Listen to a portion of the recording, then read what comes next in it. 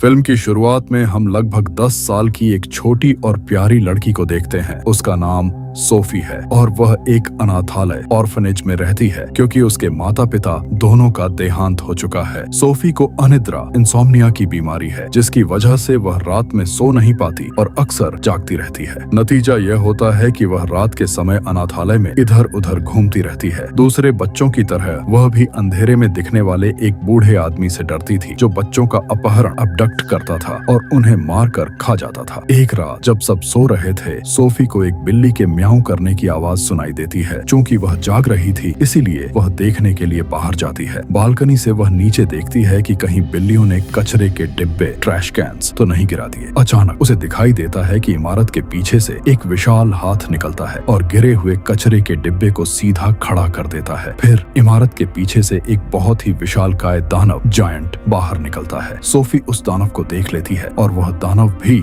Sophie को देख लेता है। सोफी बुरी तरह डर जाती है और तुरंत भागकर अपने बिस्तर में छिप जाती है, लेकिन वह दानव खिड़की से अपना हाथ अंदर डालता है, सोफी को पकड़ता है और अपने साथ ले जाता है। वह दानव इंसानों की नजरों से खुद को छुपाने की कोशिश करता है। अगर कोई इंसान सामने आ जाए तो वह खुद को ढकने का कोई न कोई तरीका ढूंढ लेता है और चुपके से निकल जाता है। सोफी को लेकर वह एक दूसरी दुनिया में कदम रखता है, दानवों की भूमि, लैंड ऑफ जायंट्स, जहाँ सिर्फ विशालकाय दानव रहते हैं। सोफी देखती है कि वह एक बहुत बड़ा घर है जहाँ सब कुछ दानव के आकार का जायंट साइज्ड है। सोफी वहाँ से भागने की कोशिश करती है। दानव उससे कहता है, यहाँ से भागने का कोई रास्ता नहीं है, तुम यहाँ से कहीं नहीं जा सकती। शोर से डरी हुई सोफी देखती है कि वह एक बूढ़ा दानव वह सोफी को एक फ्राइंग पैन पर रखता है और कहता है, मैं बहुत भूखा हूँ, मेरी भूख बेकाबू हो चुकी है। सोफी को लगता है कि दानव उसे खाने जा रहा है। उसे बाहर से दूसरे दानवों के हंसने की आवाज भी सुनाई देती है। सोफी उस बूढ़े दानव से पूछती है, क्या यहाँ और भी दानव हैं? वह जवाब देता है, हाँ, यहाँ और भी दानव, और वे सभी नरभक्षी कैनिबल्स हैं जो इंसानों का कच्चा मांस खाते हैं। वे किसी पर दया नहीं करते और जो भी उनके हाथ लगता है उसे निगल जाते हैं। वह बूढ़े दानव से पूछती है, क्या तुम भी मुझे खा जाओगे? वह कहता है, नहीं, मैं इंसानों को नहीं खाता। यह जानकर सोफी और ज्यादा डर जाती है। मैं एक शाकाहारी दानव हूँ, आदमखोर नहीं। ये दानव इंसानों को खाने के बजाय एक बेस्वाद सी सब्जी स्नॉज कम्बर खाता है, जिससे पता चलता है कि वह एक दयालु और अच्छे दिल का दानव है। सोफी पूछती है, अगर तुम इंसानों को नहीं खाते तो मुझे यहाँ क्यों लाए? बूढ़ा दानव समझाता है कि सोफी ने उसे देख लिया था। तुम किसी को मेरे बारे में बता सकती थी जिससे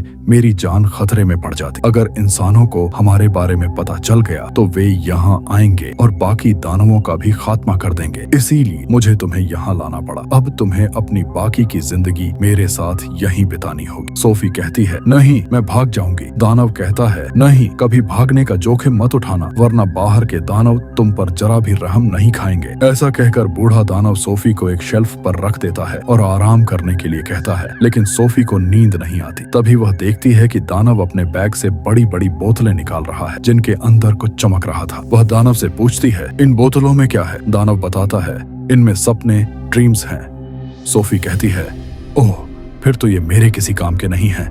मैं सपने नहीं देखती। जब मैं सो ही नहीं सकती तो सपने कैसे देखूंगी? इसके बाद दानव उस किताब को पढ़ने लगता है जो सोफी के पास थी। वह कहानियों की किताब थी। जैसे जैसे दानव कहानियां पढ़ता है, सोफी को नींद आने लगती है। इसके बाद दानव एक बोतल लेता है और उसमें से सपने बाहर निकालता है। इसी बीच सोफी की आंख खुलती है और वह देखती है कि दानव सो रहा है। मौके का फायदा उठाकर वह घर से भाग निकलती है। वह भागने की कोशिश करती है, लेकिन तभी उसे एक और विशाल दानव पकड़ लेता है जो उस बूढ़े दानव से भी बहुत बड़ा था।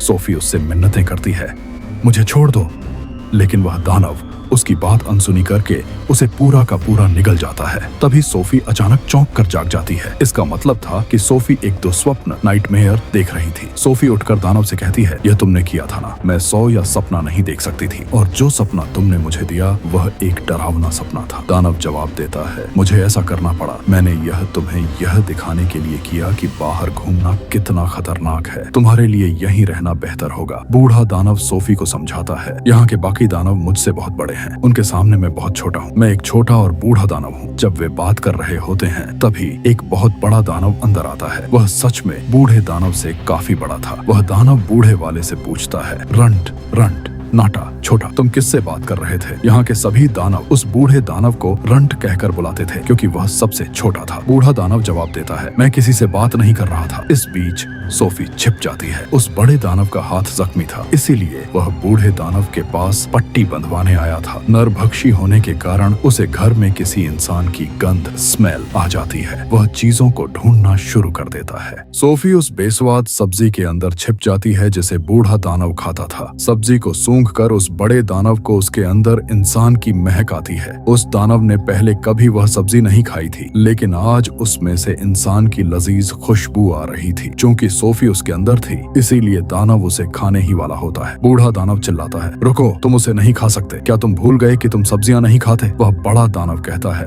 मैं कैसे भूल गया कि मैं सब्जियां नहीं खाता, और वह सब्जी को फेंक देता है जिससे सोफी की जान बच जाती है। इसके बाद वह दानव चला जाता है। फिर बूढ़े दानव को कहीं बाहर जाना होता है। सोफी पूछती है, तुम कहाँ जा रहे हो? वह कहता है, मैं एक जरूरी काम से जा रहा हूँ। सोफी के बार बार पूछने पर वह अपना राज खोलता है, मैं सपने पकड़ने जा रहा हूँ। सोफी जिद करती है, मुझे भी अपने साथ ले चलो, लेकिन वह उसे साथ नहीं ले जाना चाहता था क्योंकि अगर बाहर सो रहे दानव जाग गए और उन्होंने सोफी को देख लिया तो अंजाम बहुत बुरा हो सकता था। वह कोई खतरा नहीं मोल लेना चाहता था, लेकिन सोफी की बहुत जिद करने पर वह उसे साथ ले जाने के लिए तैयार हो जाता है। बाहर आने पर वे देखते हैं कि बाकी सारे दानव गहरी नींद में सो रहे हैं। वे चुपके से उनके पास से निकलने की कोशिश करते हैं, लेकिन तभी सारे दानव एक साथ जाग जाते हैं। वे बूढ़े दानव को ताना मारने लगते हैं, रंट, तुम कहाँ जा रहे हो? वह कहता है, मैं अपने काम पर जा रहा हूँ। दानव कहते हैं, हम नहीं चाहते कि तुम इंसानों की दुनिया में जाओ। अगर इंसानों को हमारे बारे में पता चला तो हमारी जान खतरे में पड़ जाएगी। सभी दानव मिलकर उस बूढ़े दानव को परेशान, बुली करते हैं। मौका पाकर सोफी एक गाड़ी में छिप जाती है। तभी बूढ़ा दानव आसमान की तरफ इशारा करते हुए कहता है, सब लोग देखो, आसमान में बादल छा गए हैं और बारिश होने वाली है। दरअसल सभी दानवों को पानी से बहुत डर लगता था। उन्हें पानी का एक अजीब सा खौफ था। तभी बारिश शुरू हो जाती है और सारे दानव छिपने के लिए भागते हैं। इसका फायदा उठाकर बूढ़ा दानव और सोफी वहाँ से भाग निकलते हैं। वे पहाड़ों पर चढ़ना शुरू करते हैं। चढ़ते चढ़ते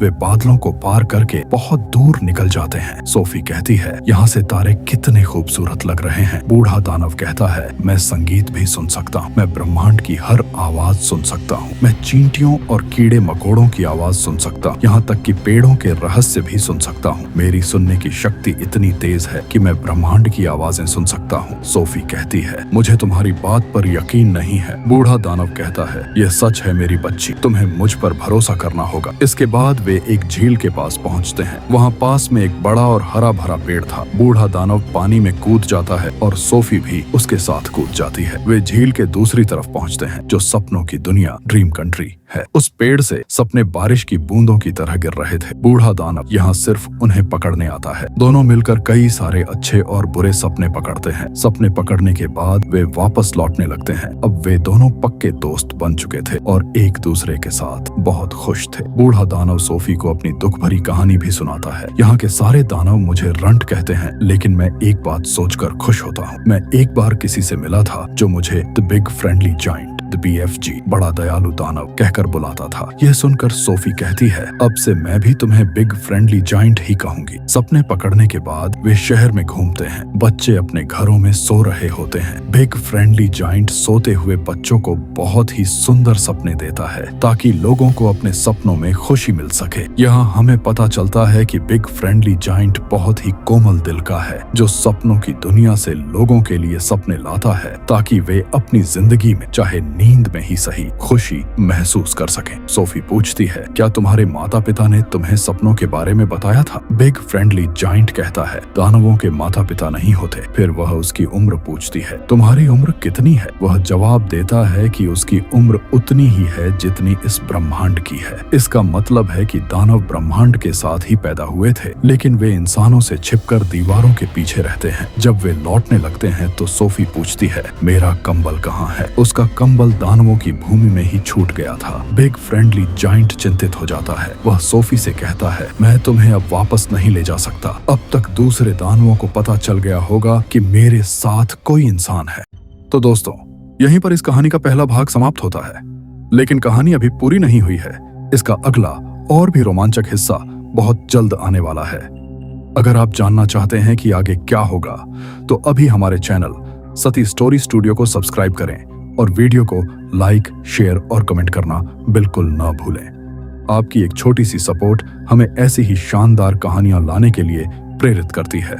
मिलते हैं अगले भाग में, तब तक अपना ख्याल रखें।